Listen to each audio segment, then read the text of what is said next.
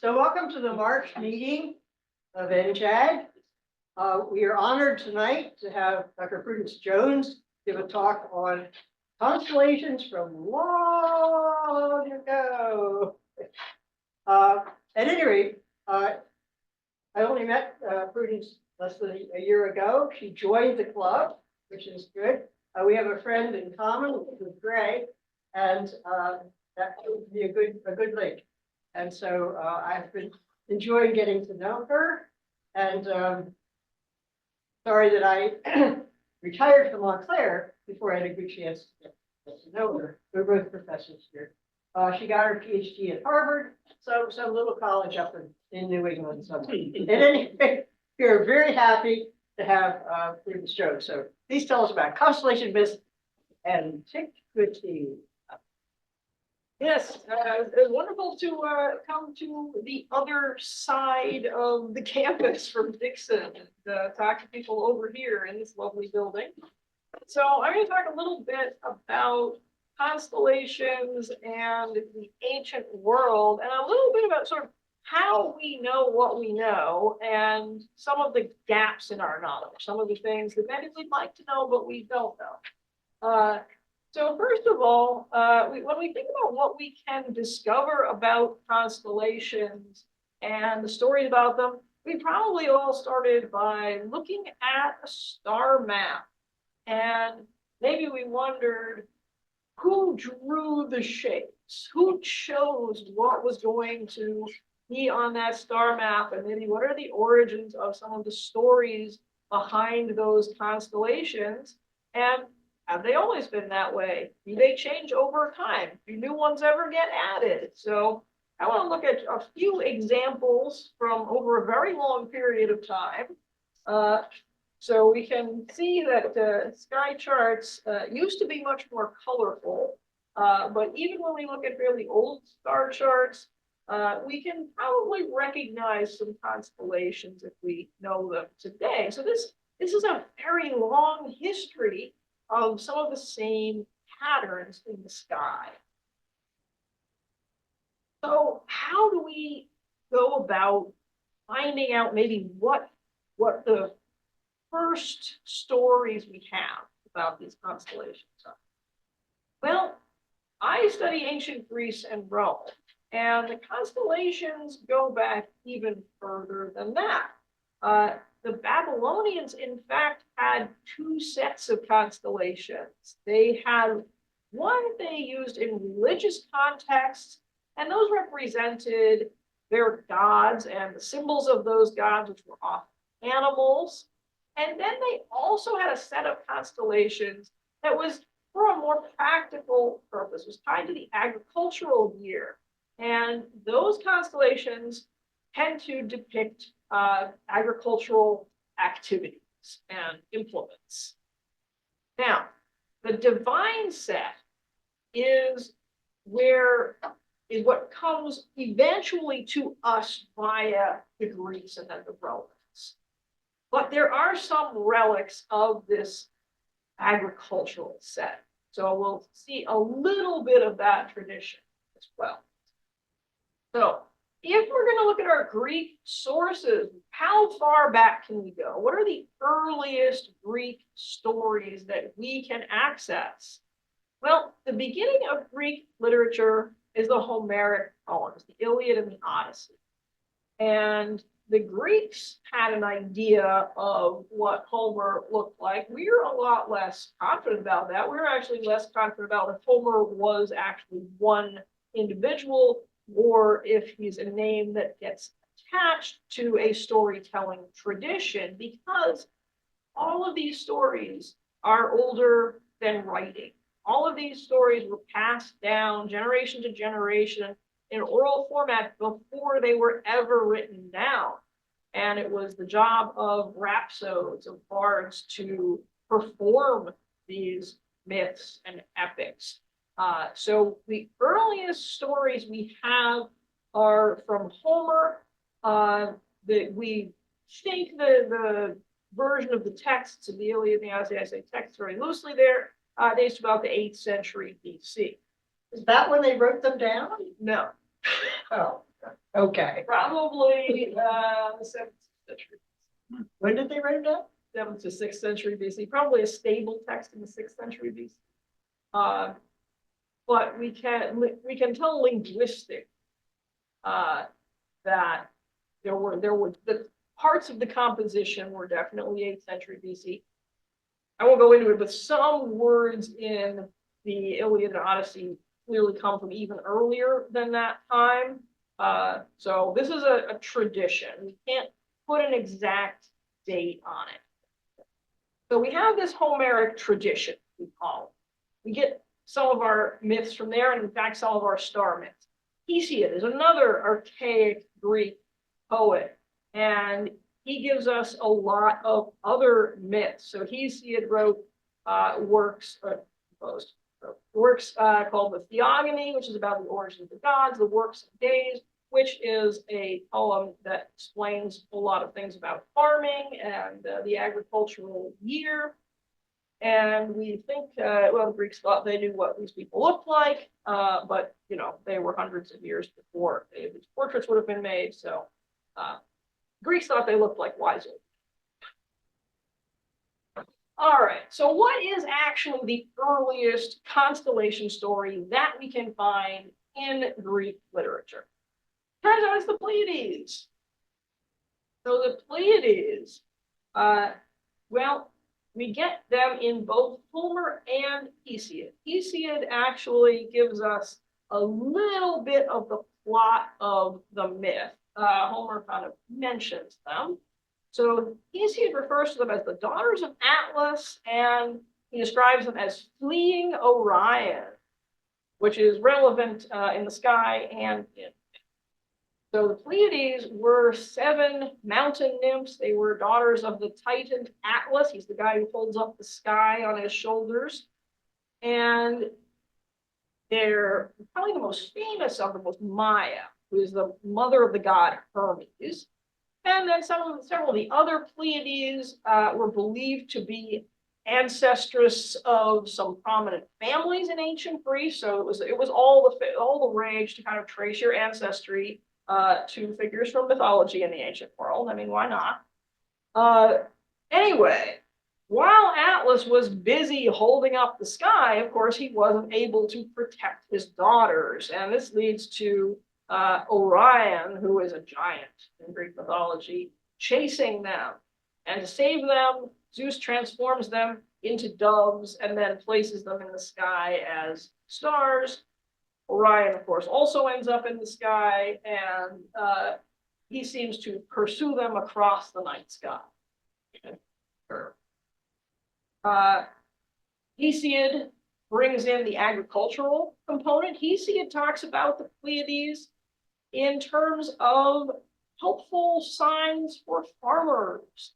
So when is it time to harvest your crops? When you see the Pleiades rise just before dawn.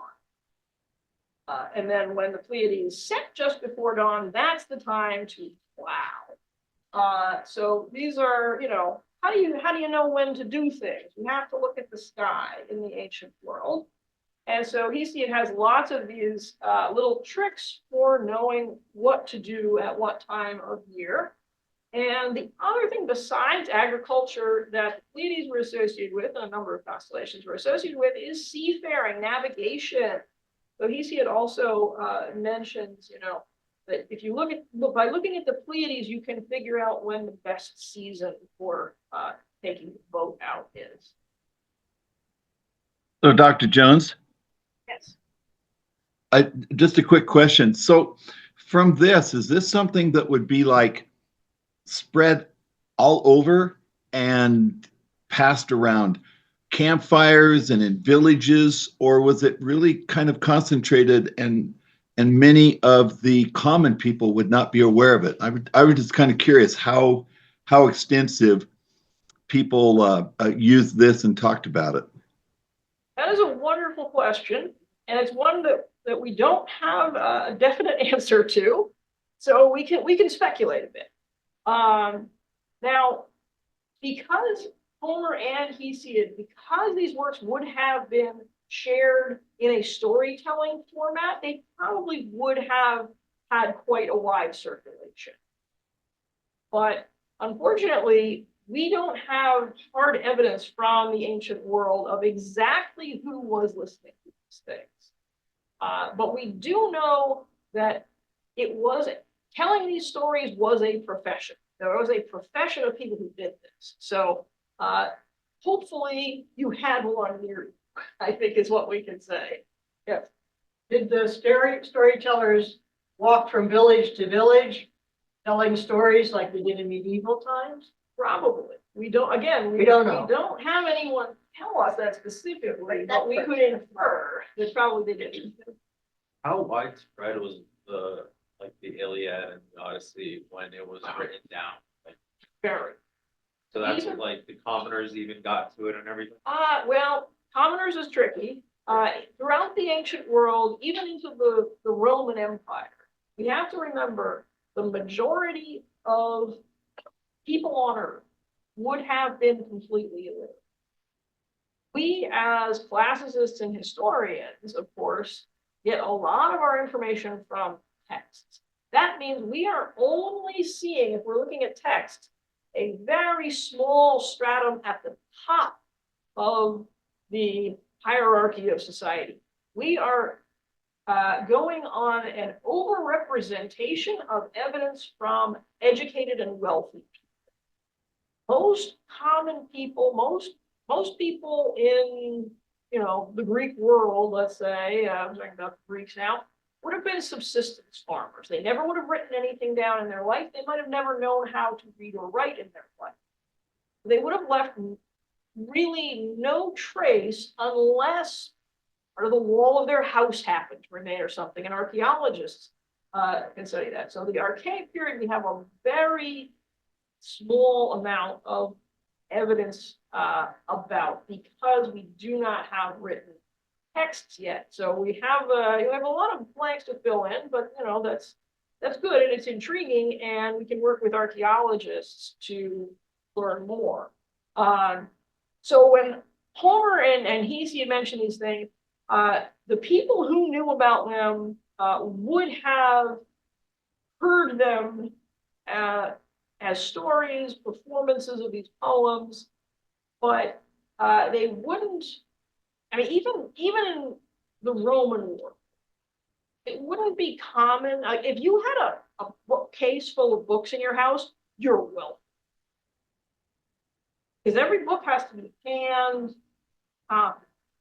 And so it would be unusual, actually, for someone who was not quite wealthy to even own a book.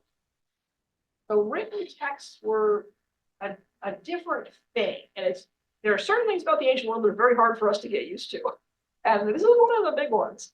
So when we're talking about these early stories, you can think of sort of, we have them, 10,000th hand from the original, because but by the time the Homeric poems were written down, they were already revered as the origin of Greek literature.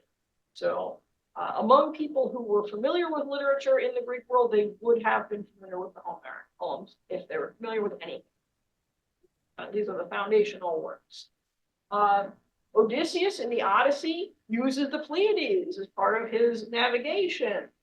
I know he got lost a lot, but he did navigate some of the time. And in addition, when we get a description of the shield of Achilles in Iliad 18, the Pleiades get a shout out as sort of representative celestial bodies, right? So when we're trying to describe this shield, and basically going to say the whole cosmos is on this shield. It's such a miraculous work of art made by Hephaestus, the craftsman god. And so what do we list when we want to give the idea that the whole cosmos is there? We say the sun, the moon, all the constellations, and then we'll name a few, the Pleiades, the Hyades, mighty Orion, and the bear. So those are probably like the core group. Those are the important and well-known ones. And we also mention the bear, which people also call the wagon. And then mention that this constellation has no part in the baths of ocean. It's wasn't set. So we'll come back to that. The Hyades, these are like the Pleiades, is another group constellation. These are sisters of the Pleiades. Their big thing was they helped raise baby Dionysus. And their name suggests to us that they were associated with rain, so perhaps some sort of weather forecasting function may have been in there. Their myth, of course, they're called the Hyades because they're the women associated with Eos, their brother, it turns out. Unfortunately, he was killed in a hunting accident, and they couldn't stop crying. And out of mercy, they were changed into a cluster of stars, and their weeping, of course, is where they get Pegasus. And finally, we come to Orion. People of Messina in Sicily really like Orion. They think he was from there. So they have a statue of Orion with his hunting dog on their fountain, which is lovely. We do get a mention of Orion in Homer, but not as a constellation. In Homer, Orion is actually still in the underworld. So in Odysseus, when he goes to the underworld, he encounters the ghost of Orion, but he's still the hunter. So there he is hunting in the afterlife with his club. So we haven't quite got Orion up to the sky yet. It's Homeric. Another one that we get very early reference to Bootes, the ox driver. Literally, that is what his name means. So that bull is where we get the word bovine from. So he's the ox guy. Now, he is definitely one of the ones we can connect with a specific Babylonian constellation. One of the divine ones, the one that represented the god Enlil, who happened to be the patron god of farmers. So here we see some farming implements in this one as well. Kind of a crossover one, I guess. There are a few different Greek myths about this character, but they all have to do with him having some involvement in agriculture in one way or another. Whether he's driving a cart of oxen, whether he's teaching people farming and winemaking that he learned from Dionysus. Those are his activities. And now we come to the bear and the wagon. Now, this is probably our best evidence, our best thing that we can observe as having two names.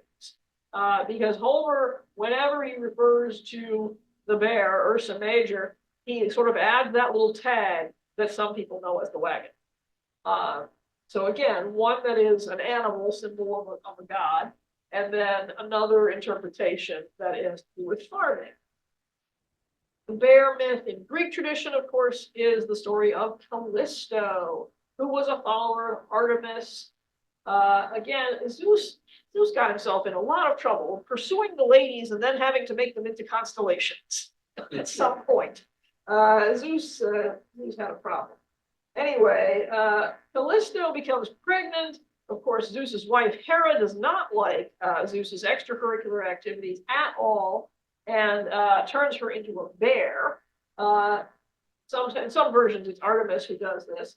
But anyway, turning her into a bear, of course, is very risky because her son goes out bear hunting and is about to kill his mother, not realizing she's a bear now. But just in the nick of time, she gets to be a constellation. So, yeah, a lot of unhappy stories end up in constellation scenes.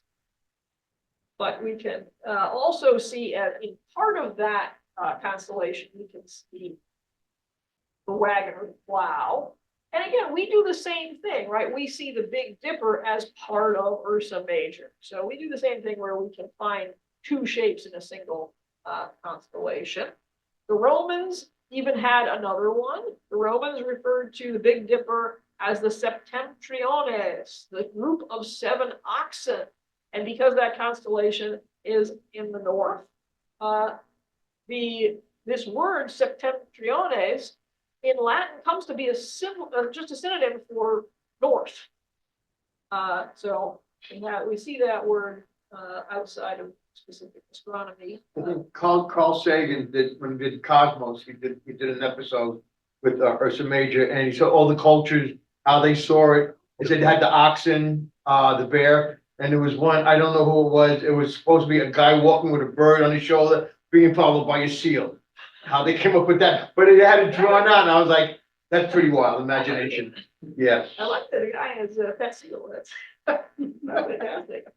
So, yeah, I mean, but so it's a very useful constellation for navigating. So most cultures do something with it.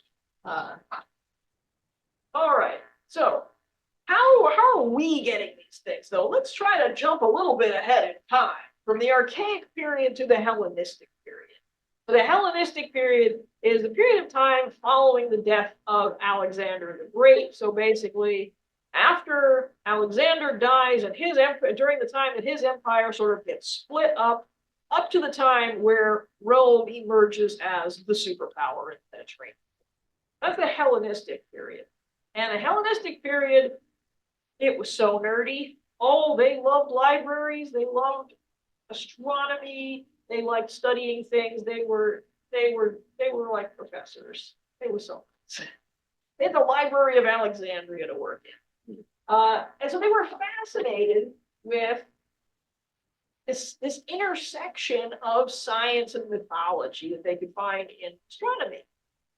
And other really, really good thing about the Hellenistic period is they had access to a lot of archaic Greek works that we don't have anymore. And so we have summaries, we have quotes from these works, because the goal of the Library of Alexandria was to collect all the works of Greek literature in one place.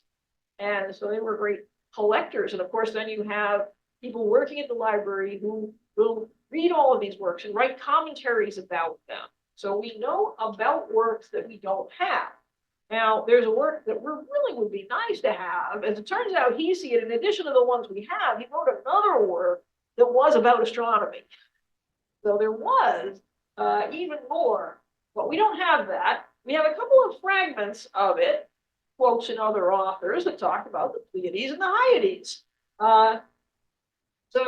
But fortunately, Eratosthenes, who was one of the librarians of Alexandria, wrote kind of an abridged version of this work of Hesiod called the Katasterismoi, or the Constellations.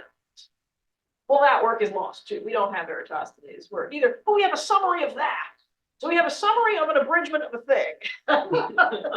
This is classics. This is what we do. Anyway, we have a summary of Eratosthenes' work. And so we know at least a little bit what Hesiod would have written about in this astronomy work. So basically, the summary has 43 constellations, plus the Milky Way and the 5 known. So it was a pretty sizable catalog of stuff. So we're very fortunate in the Hellenistic period because the way we know a lot about these earlier periods of Greek literature is thanks to Hellenistic scholarship. And in fact, here's another one of them, Aratus. That might actually be what he looked like because, they knew him. He was a real person in that time, worked on science and things. He wrote a poem called The Phenomena. And he describes basically things up in the sky, constellations, weather things, anything up in the sky, he was into it. And then we have other authors like Telemachus who incorporate a lot of this astronomical knowledge into their literary works, into poetry. So we can look a little bit at that as well. So we're starting from all these different places to be able to kind of put together a picture of some of what they were thinking about constellations. Of course, even these, even the texts that we do have can be challenging to read because they might be on papyrus, for instance, and it might have been buried in the sand for a while. So many problems. But anyway, Telemachus wrote this work called the Aitia, or the causes. He was interested in why things happen, how things got to be the way they are. And so he recounts a lot of myths because Callimachus kind of tells these myths as just so stories. Well, this happened in mythology, and that's why we have such and such a natural phenomenon. It's a very satisfying poem. It exists in fragments, but there are some pretty long fragments, so you can actually read some of this. Anyway, he has an interesting astronomy bit in there. There's one very interesting passage that fortunately is preserved. And this passage explains why we have one constellation that is not about a myth, but is about a historical person. Let's talk about the Ptolemies. Berenike. Let's talk about the Ptolemies. So the Ptolemies governed Egypt. They were the royal dynasty that ruled Egypt after the breakup of Alexander the Great's empire. And this was the time when the Library of Alexandria was really at its height. The Ptolemies had access to all the riches of Egypt, and they used it to fund the library and support the scholars who worked there, among other things. So there were a number of generations of Ptolemies. Cleopatra was the last of them. So all the way from Ptolemy the First, who was Alexander the Great's general, down to Cleopatra, who died in 30 BC.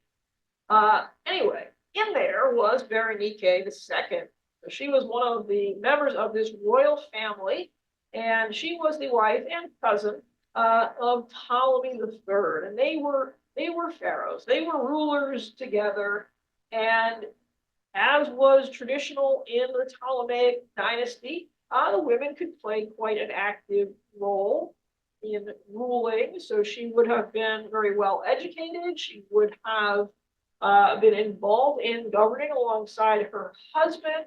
She would have been considered a goddess on earth because that's what the pharaohs were. They were considered gods incarnate. So she would have been worshipped as part of the state religion at the time.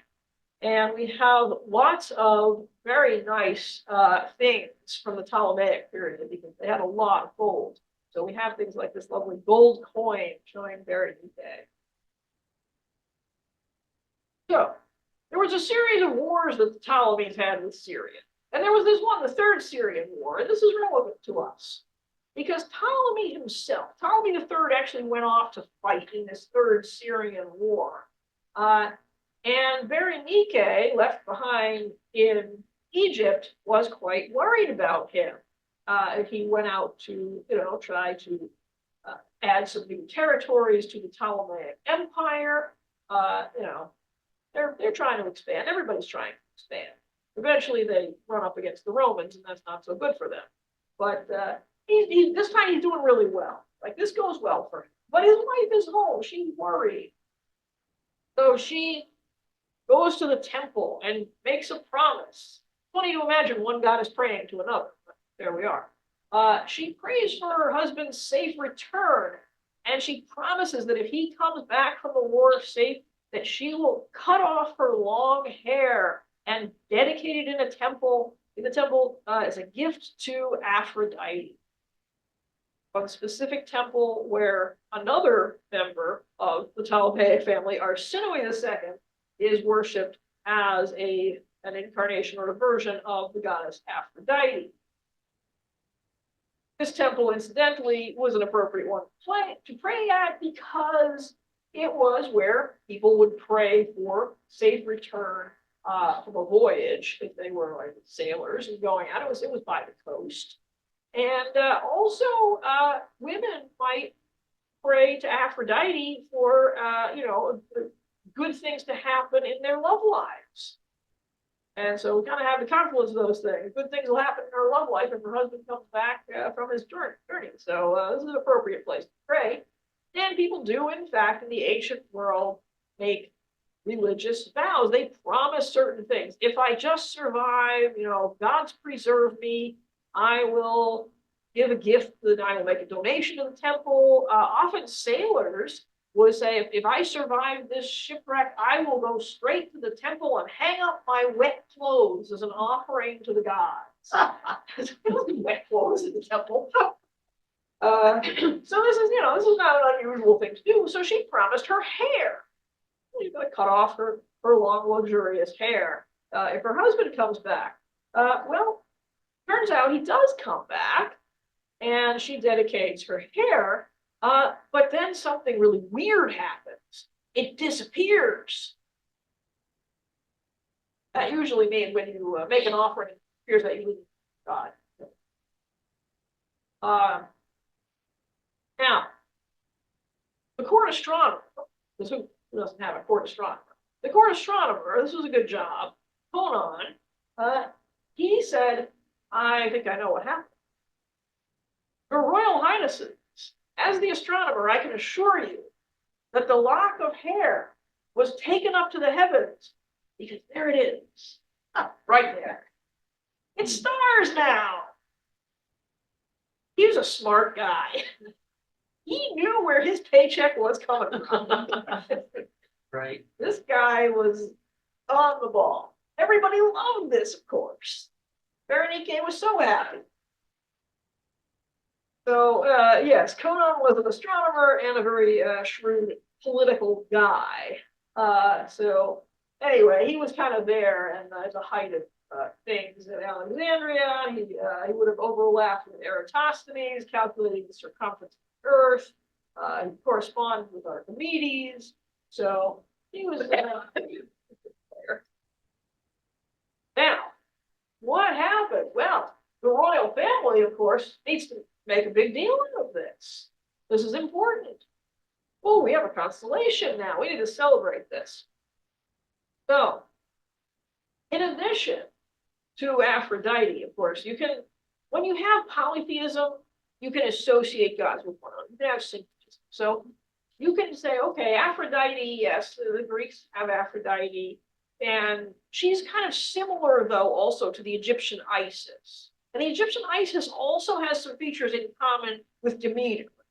So we can have all of these different symbols. So we can have this sort of Aphrodite, Isis, Demeter, fertility, agricultural, there's the cornucopia. We can bring all those symbols together, right? It's even more powerful. And so Berenice, here we have a coin that shows the cornucopia, right? A symbol of Demeter.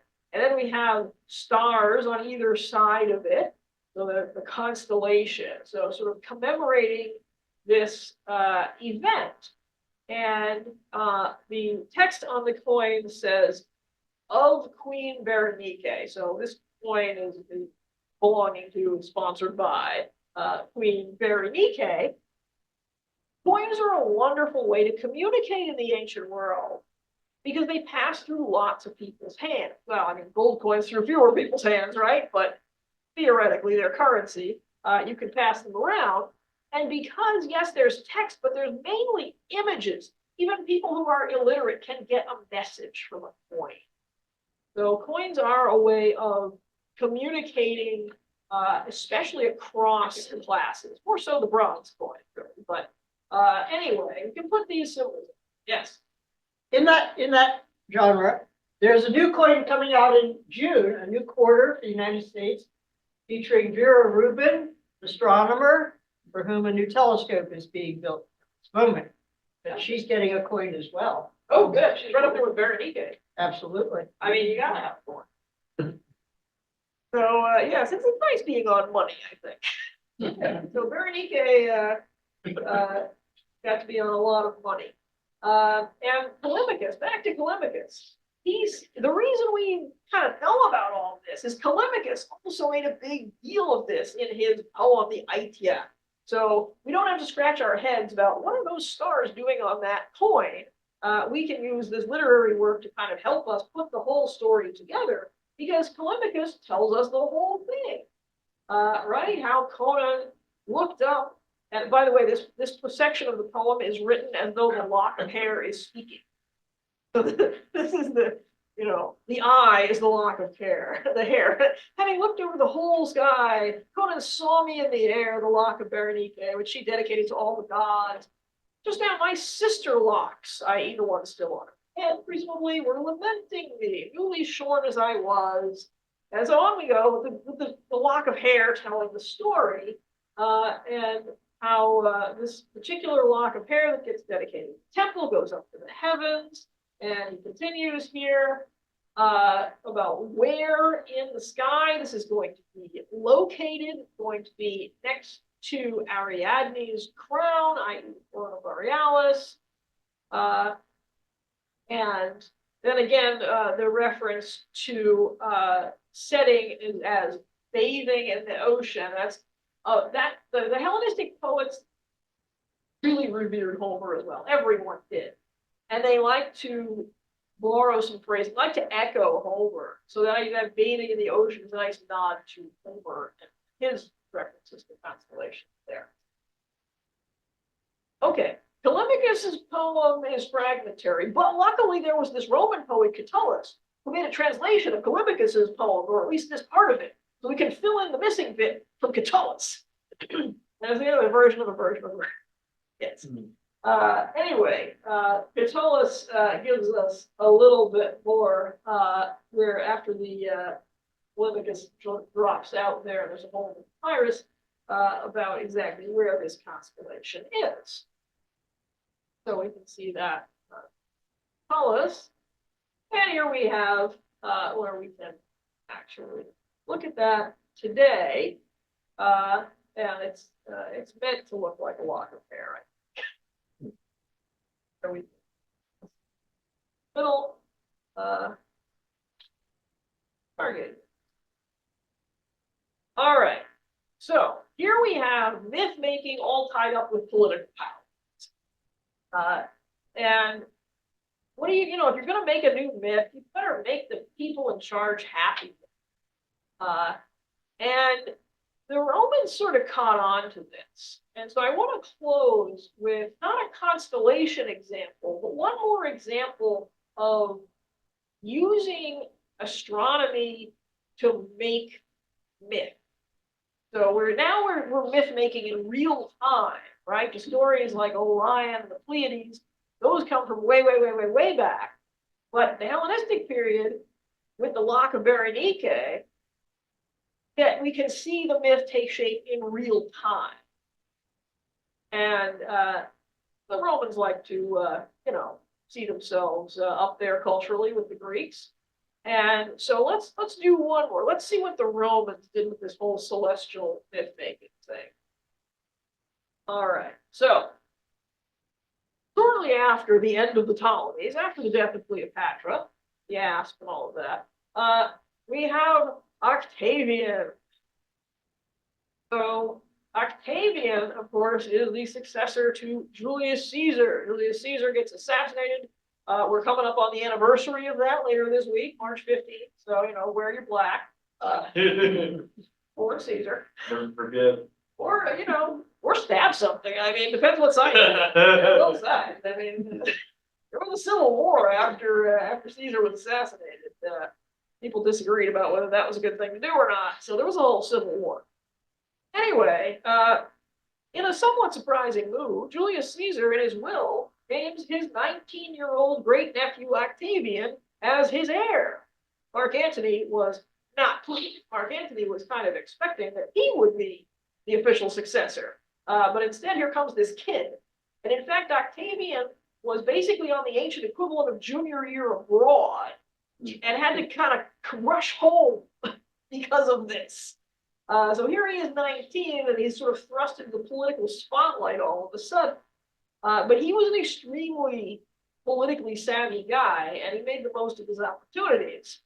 And he saw that a way to enhance his own power was to really lead into this now relationship that he has with Julius Caesar, right? I mean, he's kind of a somewhat distant relation, but Caesar actually adopts him in his will as his son. So Octavian can now say that he's the son of Julius Caesar.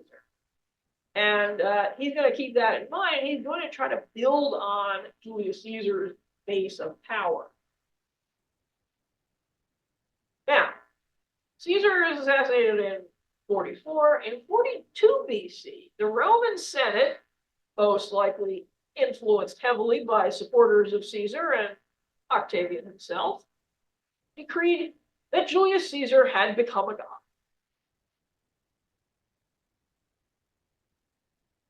everyone say, oh, you know what? He's a god now. And from now on, we're going to call him Divus Julius, the divine Julius. And how do we know he's become a god? Well, there was this comet that appeared shortly after. And that represents his spirit of the heavens. And so Octavian, who later takes the title Augustus as Rome's first emperor, again, he's going to make the most of this. He's going to associate himself with this new myth. So here we have coin of Augustus. There's Caesar Augustus on the head's side there, and has the head of Octavian. And on the tail side, we have the comet. You can see the tail of the comet pointing upward, and Divus Julius on the back, divine Julius. Definitely associating himself, all right? They're two sides of the same coin, him and Julius. Very close. And here we have another coin where we kind of have the iconography arranged a little bit differently, but telling somewhat of the same story. So here we have on the head side, Octavian, and the text says Divi F, or for Divi Filius, son of the divine one. And down by his neck, we have the Julian star.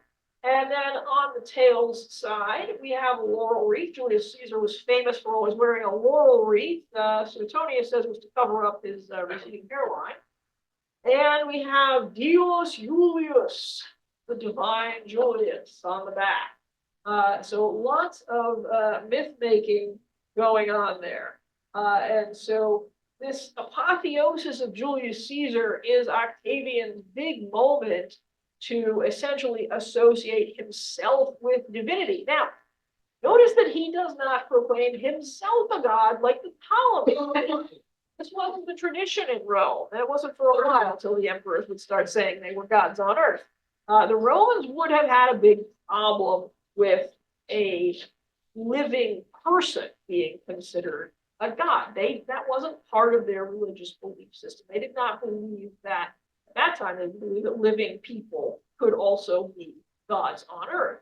But deifying someone after their death, that was okay.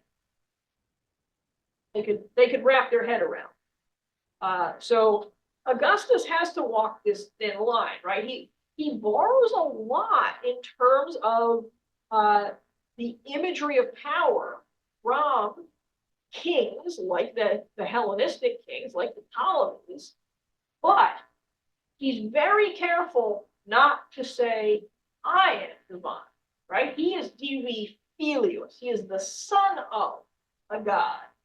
That's always made very clear. So he's staying on, he's trying to, maybe he learned a thing or two from Caesar. Caesar declared himself dictator for life and got stabbed. So there is a fine line to be walked with the Romans. So we're very clear about who's a god and who isn't, but he wants to walk right up to that line as close as he can, because he needs to have different ways of expressing his power, because although when he essentially establishes the Roman Empire, he claims that he's restoring the Republic, he's really creating something quite different, but he doesn't want to get killed for it. So this sort of myth making politically was very helpful to him. And it's nice that he was able to integrate some astronomy there. Incidentally, there's some Chinese records that also refer to a comet just about this time. So it's likely that there was one right after the death of Caesar. Anyway, that is all the brief information.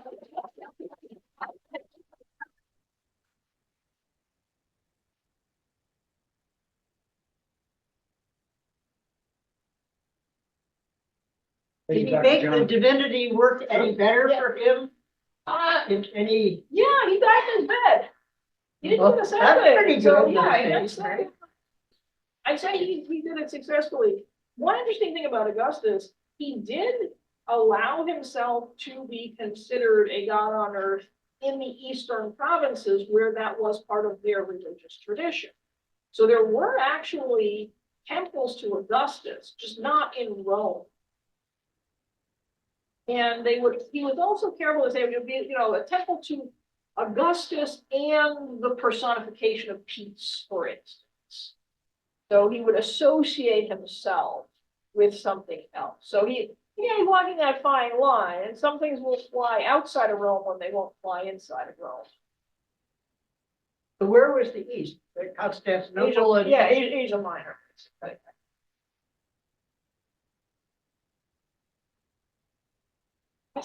I have a question that's nagged me for a while. Booties the plow. Were there any farmers' tales about it being rising, let's say this time of year in the evening, and then in September, for instance, you see it setting just after the sun goes down too, Yeah. almost if it's time to reap the the year's crops and whatnot. Or were there any tales attached to that one? Likely, yes. Okay. I don't have any specific passages I can cite. The Hesiod passage, Hesiod uses the Pleiades for that Right. function, oddly Right. enough, as opposed to the plow that's right there. But I would tend to think yes. Right, so remind me the Pleiades. They rise when it's time to sow or time. So when it's time to reap, they're rising in the morning. Right, And when okay, it's time to plow, to sow your crops, right, they're setting around sun. setting around sunrise, okay. That makes sense, yeah. That So makes it's sense. weird that Hesiod sort of flips it, like we want to say plowing and then reaping, but he, for whatever reason, flips it and tells us the reaping part first. Right, well, farmers are up very early, so that kind of makes sense, Yes, I yeah. mean, and if you don't have any, artificial sources of light, beyond a torch or something, Right. you're gonna be very aware of the sky Right, and any light that's coming from there. And also, if you don't have any movies or television or anything, you're probably gonna look there for your entertainment as well. right. That actually makes sense, because a lot of us that go to the Adirondack astronomy retreat, we see the Pleiades, and it's usually late July, early August, right? First harvest, you would think, right? And that's, 3:30 in the morning is when it usually comes up above the mountain. And that actually kind of jives, that kind of makes sense. Actually, harvesting is not the hard part. You could go out and you could look at it and say, Yeah. that's ripe, I think we should harvest it. Yeah. Right. The planting of the seeds in the spring. Right. That's true. Yeah, and Should we do it now, or Yeah. are we in it for another freeze, yeah, the harvesting, you probably have some other. Right, that's true. Thank you again. Well, thank you. Thank you.